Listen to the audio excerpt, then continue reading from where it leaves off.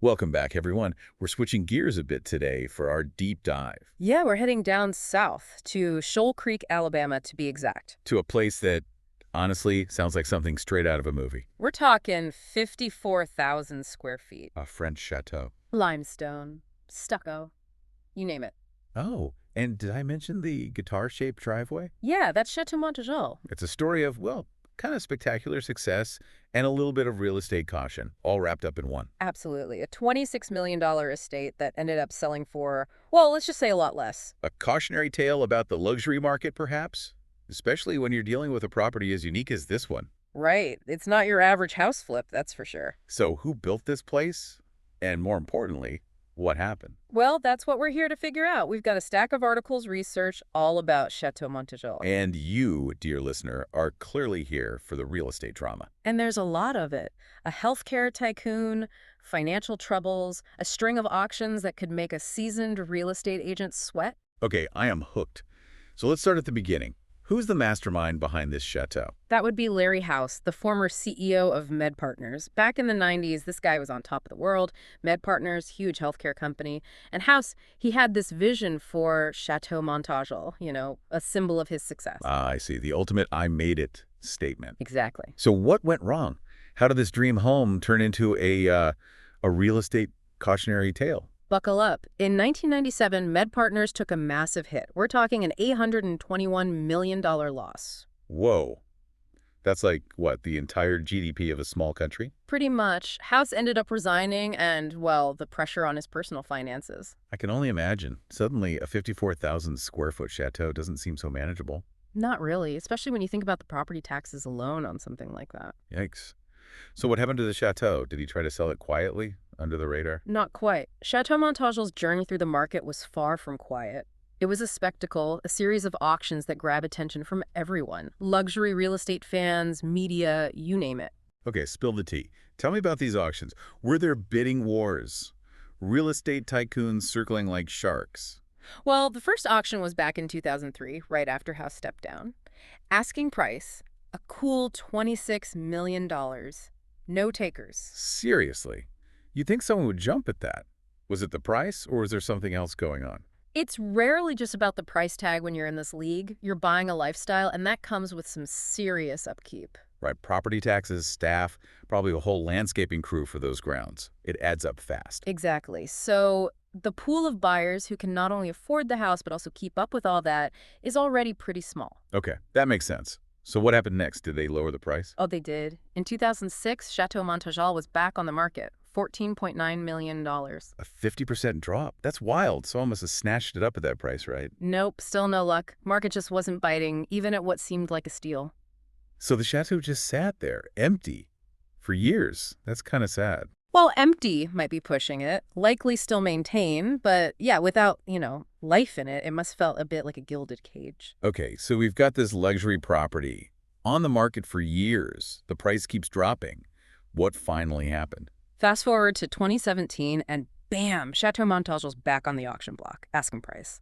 A mere $5.5 million. From $26 million to $5.5 million. That's a bigger drop than, like, a bad day on Wall Street. It is, and it really shows you even the most lavish properties, they're still subject to the market, and in this case, the fallout of a very public financial tumble. Yeah, no kidding. So at that price, someone must have bought it, right? I mean, this is practically a giveaway. Someone did. 2017, Chateau Montagel finally found a buyer, sold for $4.8 million. Wow, that's quite the journey. From a symbol of success to, well, a cautionary tale in just a few years. It really is. But you know what? Before we dive into what might have caused that dramatic price drop, I gotta know, what does $4.8 million actually get you inside this place? Oh, you're in for a treat. Let's just say, stepping through those grand doors is an experience in itself. Okay, so we've talked about the financial roller coaster that Chateau Montagel went on. Right, a wild ride. But I gotta be honest, I'm more interested in what that $4.8 million actually buys you. Like, what do you get inside this place? Picture this. You walk through these massive French doors, and you're in a foyer that's bigger than most people's apartments. Oh, stop. I'm already picturing those movie scenes, where the house is so big you need a map. Not far off. So the foyer, designed to impress, right? Think high ceilings, but with this detail called coffering. It adds like this depth and texture. And then there are twin staircases. Hold on. Twin staircases. Yeah, they curve upwards so graceful, like something out of a fairy tale. That's extra. I love it. What else is in this grand foyer? Oh, and hanging from the ceiling, a massive crystal chandelier. Probably weighs as much as a small car. Okay, adding twin staircases and a chandelier that weighs a ton to my dream home list. What's next? Let's head to the formal living room. This is where those high ceilings really shine. They've got this detailed crown molding, very elegant, real craftsmanship, and then French doors leading out to these sprawling terraces. All right, now I'm getting great Gatsby vibes. Like, I can imagine parties with champagne fountains and everything. Easy to picture in this space. Yeah. It's built for entertaining, big time. I'm curious about the library. Sometimes those rooms in these huge houses can feel, I don't know, stuffy like a museum. What's it like here?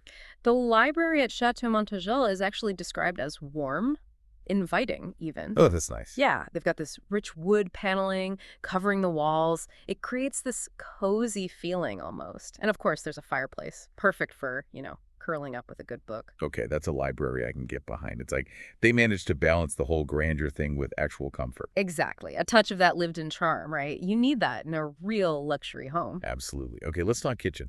I have a feeling this is not your average setup. You're telling me this kitchen is made for, serious chefs, people who love to entertain. Think custom cherry wood cabinetry. Whoa. Not the stuff you find at the local home store. No way! And then you've got gleaming granite countertops. Top-of-the-line appliances, naturally. It's a space that's both functional and beautiful, works for a family dinner or a huge party. Sounds like Chateau Montagel has it all. Yeah. Grand spaces, cozy spots like the library, and a kitchen that's basically a chef's dream. What else is there? We haven't even gotten to the entertainment areas. Remember, this house was built for someone who loved to have a good time. Okay, bring on the fun zones. What are we talking about? Well, there's a home theater, seats 25 people, a wine cellar that's basically fit for a sommelier, even a billiards room. All right, now that's what I'm talking about. Okay, break it down for me, starting with the home theater. What makes it so special? Picture plush velvet seating, a giant screen, a sound system that's better than your local cinema. It's a whole experience. Oh, I can imagine. Just me, a giant bowl of popcorn, and a movie marathon. What about the wine cellar? Is it like a rack in the corner, or is it more than that? Oh, it's much more. Chateau Montagel's wine cellar. Space for 2,000 bottles. 2,000? That's like a lifetime supply. Pretty much. And to make it even fancier, they've got a chandelier hanging in there, just to add that touch of elegance. Of course there is. No detail is too small for Chateau Montagel. All right. What about the billiards room? Another grand space, or is it more relaxed? It's described as having a bit more of a masculine energy, but it's still got that sophistication the rest of the house has. Custom-made pool table, some classical artwork, a marble fireplace. Okay, starting to feel a little overwhelmed by all this luxury.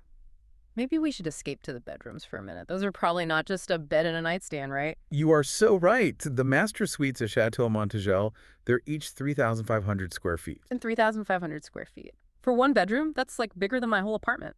It's basically a luxury apartment inside this mansion.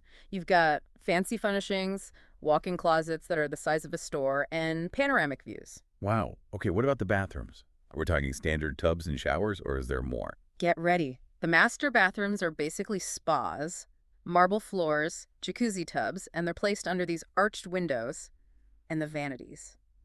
Custom made, with all the details you can imagine. Okay, you had me at jacuzzi tub under arched windows. I'm officially sold on Chateau Montagel. And we've barely scratched the surface. There's still so much to discover about this place. I'm ready for more. But before we go on, let's try to figure out what caused that crazy price drop from $26 million to $4.8 million. That's a great question. And it really highlights how complicated this whole luxury real estate market can be. All right, so we've had our virtual tour of Chateau Montagel, and I'm, seriously impressed. But we got to talk about that price drop. What happened there? $26 million to $4.8 million, that's a huge difference. Right. It's a lot to unpack. First off, the sheer size of this place. 54,000 square feet, that's a lot to handle even if you've got money. It's not just the buying price. Think about the upkeep. Yeah, property taxes, all the maintenance, staff, You're basically running your own little company. Exactly. The number of people who can actually afford that, not that many. Plus, Chateau Montagel, it's a very specific style, not everyone's cup of tea. You can't just, like, slap on some new paint and call it a day. Huh. This house makes a statement. You need a buyer who gets that. 100%. It takes a certain kind of person to not just afford it, but to really appreciate what Chateau Montagel is, its history. It makes you wonder if Larry House ever regretted building it. Like, yeah, it's a dream, but it turned into this financial burden. He had to sell it for way less than he wanted. That's a good question. Maybe he didn't see the financial stuff coming or how hard it would be to find the right buyer. Or maybe he just wanted to create something amazing, Yeah. something that would make people stop and stare. Well, he definitely did that. People are still fascinated by Chateau Montagel even years later. It shows that sometimes those big, extravagant dreams, they come with a price. For sure. But even with its ups and downs, Chateau Montagel, it's still this icon of like Southern grandeur. That idea of luxury living, it's still there. It's a good reminder that in real estate, things aren't always what they seem. Yeah. Behind those fancy houses, there are stories, ambition, risk, and sometimes just plain bad luck. Absolutely. So next time you see a picture of Chateau Montagel, remember there's a whole story there. It's about money, architecture, and that dream of, I don't know, living the good life, even if it doesn't always work out the way you planned. Well said. Thanks for joining us on this deep dive into Chateau Montagel. Hopefully you enjoyed it. The history, the luxury, the whole thing. And remember, everyone, dream big, but maybe keep one foot on the ground just in case. Until next time.